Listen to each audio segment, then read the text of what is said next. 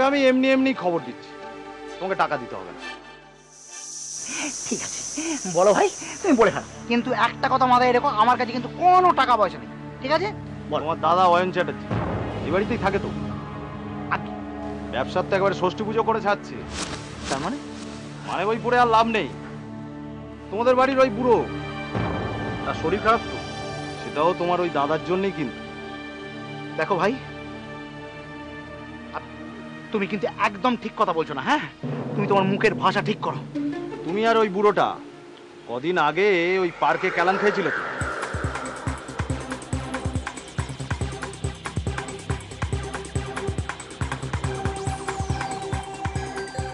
এটা ওই দাদার জন্যে। এই শোনো ভাই, বাজারে যা ধার করেছে না, কদিন পরে বাড়ির লোককে সব গামছা পরে না রাস্তায় বসতে হয়, বুঝলে? শোনো ভাই, তুমি কিন্তু অনুদাদার নামে একদম আজে বাজে কথা বলবে না, না হলে কিন্তু। অনুর ভক্ত হনু, তোমার ওই অনুদাদা বাড়িতে একটা সীতা রেখে বাইরে একটা মেয়ে ছেলে নিয়ে রামলীলা করছে।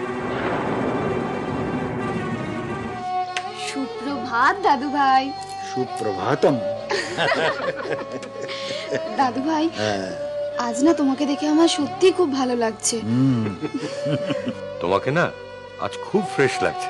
হ্যাঁ, এই কদিন তোমাকে দেখে যে আমার কি কান্না পাচ্ছিল। এই দেখ, বুড়ো মানুষের জন্য না কখনো কাঁদবি না, কেঁদে শেষ করতে পারবি না তো কান্না। অনুদাদা, তোমার সঙ্গে আমার একটু কথা আছে।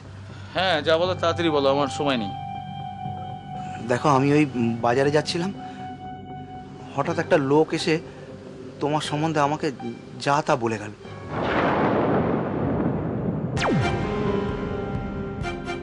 আমার নামে?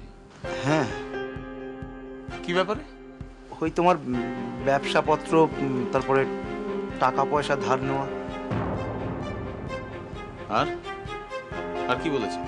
তোমার সঙ্গে নাকি একটা অন্য মেয়ের সম্পর্ক আছে।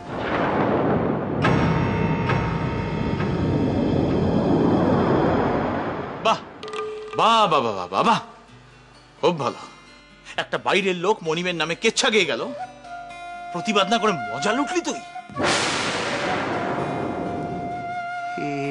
এইসব তুমি কি বলছো অনুদাদা? চাকর হয়ে মনিবের নামে কেচ্ছা শুনতে খুব ভালো লাগে, তাই না? অনুদাদা, এসব কি বলছো তুমি? আমি ওনাকে বলেছিলাম যে আপনি এসব কি বলছেন। উনি তখন আমাকে বললেন, যা তোর দাদাকে গিয়ে জিজ্ঞেস কর, রাত্রির সঙ্গে এসব আর কতদিন ধরে চলবে।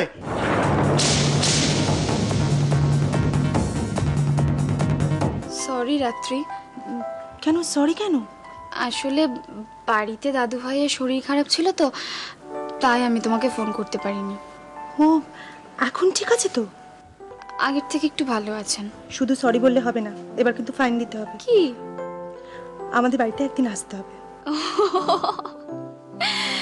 ঠিক আছে, পারলে কাল যাব। আমিও দোষ করেছি স্যার, টাকার লোভ আমি সামলাতে পারিনি। আমরা তো গরিব, তাই তার জন্য আপনি আমাকে উপযুক্ত শাস্তি দিন, কিন্তু কিন্তু এই অয়নবাবুকে আপনি একদম ছাড়বেন না। এবার নিশ্চয়ই আপনি বুঝতে পেরেছেন অয়ন চ্যাটার্জির ব্যাপারটা। আশা করি এবার আপনি কোনো স্টেপ নেবেন, আর 5টা পুলিশের মতো বসে থাকবেন না। আপনি ভুল করছেন ম্যাডাম। পুলিশের পোশাকটা পরে থাকলেও আমরাও মানুষ, আমাদের বাড়িতেও মা বোন আছে।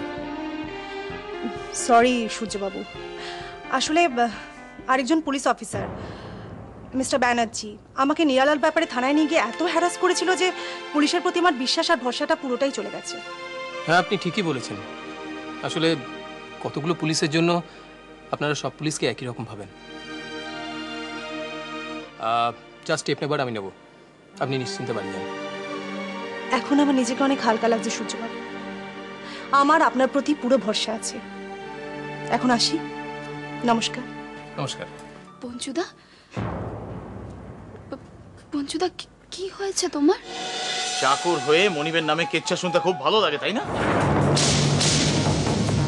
কি অন্যায় করলাম আমি?